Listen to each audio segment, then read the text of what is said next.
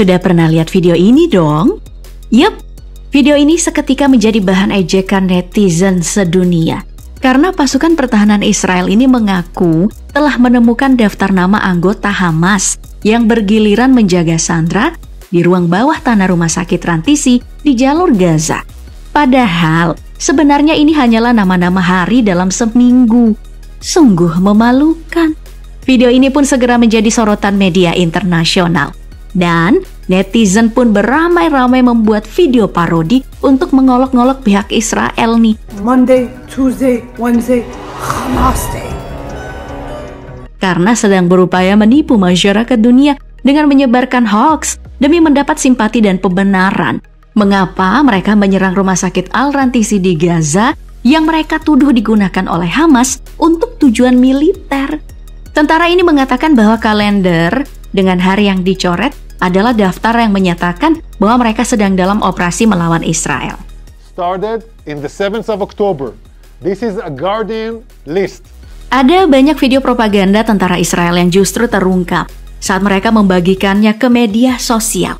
Bukannya mendapat simpati, propaganda penuh kebohongan itu justru menjadi bahan bulian balik bagi pihak Israel dan membuat dukungan terhadap Palestina semakin meningkat. Netizen bukan orang bodoh yang menelan informasi mentah-mentah begitu saja. Mereka tentu saja bisa menanggapi propaganda dengan mencari sumber informasi yang bisa dipercaya, melakukan cek fakta, dan membagikan informasi yang seimbang untuk membantu melawan penyebaran propaganda yang bias. Seperti halnya video ini nih, pasukan Israel mengumumkan penemuan senjata yang diduga milik kelompok militan Hamas di Rumah Sakit Al-Shifa, rumah sakit terbesar di Gaza. Klaim ini muncul setelah pasukan Israel atau IDF melakukan operasi di kompleks rumah sakit itu.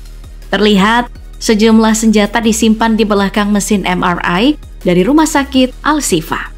Namun, ada yang membuat netizen curiga dengan video yang disebut-sebut diambil satu kali tanpa editan itu, yang sebenarnya justru nih telah mengalami editan dengan memotongnya jadi lebih pendek.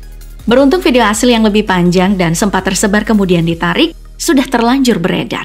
Nah, disinilah netizen menemukan bahwa video ini mengungkapkan kebohongan pada bagian foto di laptop yang sedang menyala itu. Sebenarnya foto anggota IDF sendiri. Dan banyak netizen yang menyadari kalau laptop yang digunakan itu bukanlah laptop yang punya perangkat untuk memutar DVD.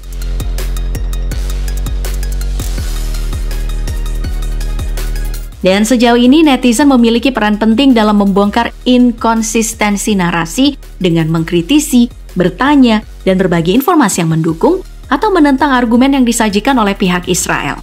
Terutama Gen Z yang tumbuh di era teknologi digital cenderung menggunakan media sosial sebagai sumber informasi utama. Mereka yang mengakses berita dan informasi melalui platform seperti Twitter, Instagram, dan TikTok sudah mulai terbiasa nih mengembangkan kemampuan berpikir kritis mereka dan menjadi suara yang vokal dalam menyuarakan keadilan sosial dan hak asasi manusia. Dan jadilah perang medsos. Misalnya di video ini nih, perempuan yang mengaku sebagai perawat Palestina ini merekam dirinya sedang panik dan membeberkan kabar dalam bahasa Inggris dan bahasa Arab bahwa Hamas sedang menguasai dan menyita semua fasilitas rumah sakit Al-Shifa, mulai dari bahan bakar sampai obat-obatan, sehingga ia tidak bisa memberikan morfin untuk menawar rasa sakit pada balita yang mengalami patah tulang dan sedang dia operasi. I can't believe I'm doing this, but the world has to know what Hamas is making here. Namun netizen dengan kemampuan stalkingnya akhirnya menemukan bahwa ternyata si Israel ini lagi-lagi menebar kebohongan dengan menggunakan perawat palsu.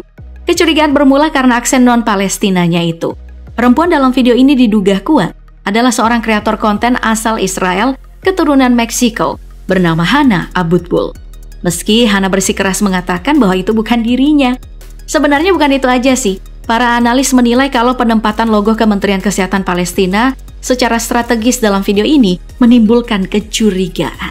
Selain itu, efek suara bom dalam video dan penampilan perawat dengan jas putih yang bersih serta rapi dan juga riasannya yang sempurna itu semuanya dianggap sebagai elemen yang membuat suasana video terlihat tidak sesuai dengan konteks yang seharusnya mengerikan.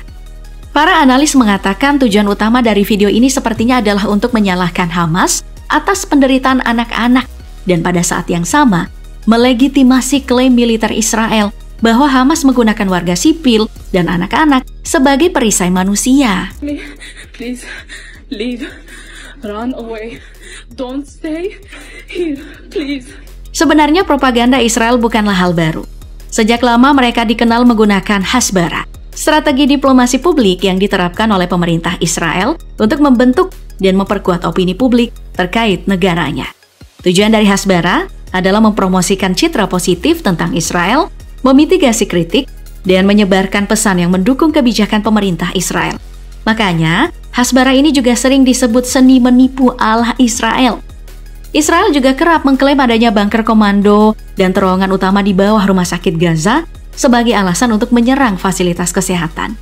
Sebagai bagian dari klaim tersebut, mereka merilis video yang menunjukkan lubang yang mirip pintu di halaman rumah sakit yang terletak tepat di sebelah dinding bangunan, dituduh mengarah ke terowongan Hamas.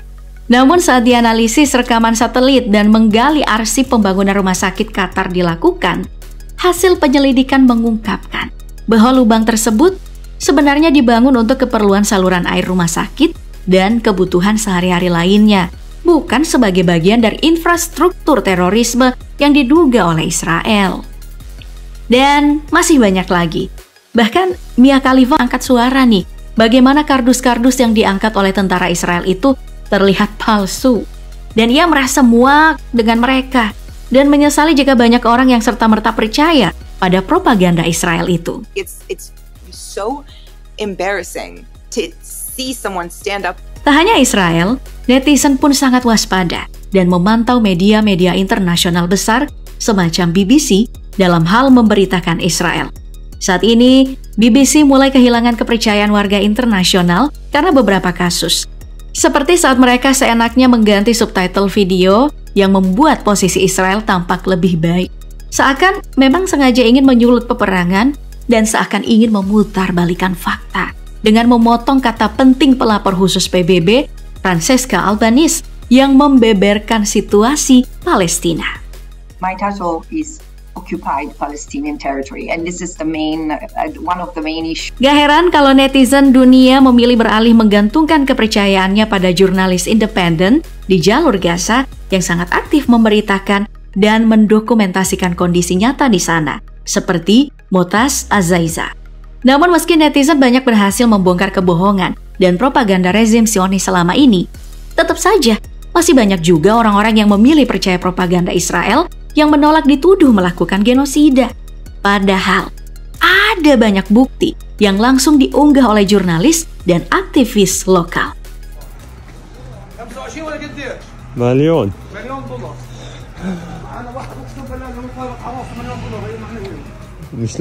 Ya emang sih tidak semudah untuk mencap sesuatu dengan kata genosida karena ada beberapa syarat yang dibutuhkan sesuai hukum internasional.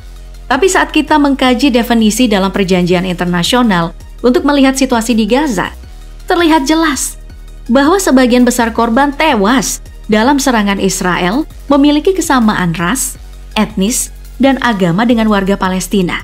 Mayoritas di antaranya beragama Islam. Oleh karena itu, dapat dianggap bahwa warga Palestina membentuk suatu kelompok dalam konteks kejahatan genosida, memiliki identitas etnis, agama, dan nasional yang serupa.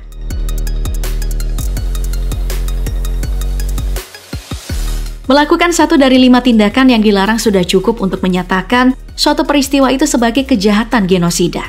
Dan dalam konteks praktik Israel, jelas mereka udah memenuhi setidaknya 3 dari tindakan yang didefinisikan dalam kejahatan internasional. Pertama, menurut pemerintah di Gaza, 14.532 orang, termasuk lebih dari 6.000 anak-anak dan 4.000 perempuan, telah tewas di jalur Gaza hingga 23 November akibat serangan Israel sejak 7 Oktober yang dapat dianggap memenuhi kriteria membunuh anggota kelompok. Kedua, warga Palestina di Gaza, termasuk puluhan ribu yang terluka, dikabarkan mengalami luka serius, baik secara fisik maupun mental, yang juga termasuk dalam definisi genosida.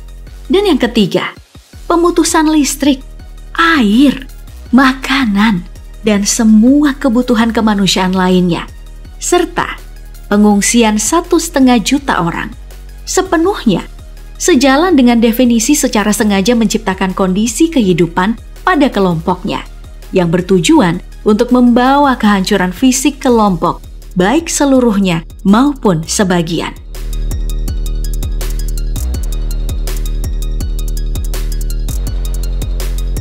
Namun tetap saja, Israel ini masih terus berupaya memperbaiki reputasi mereka dengan membuat kampanye iklan serta membayar influencer, bahkan menggunakan bot dan troll.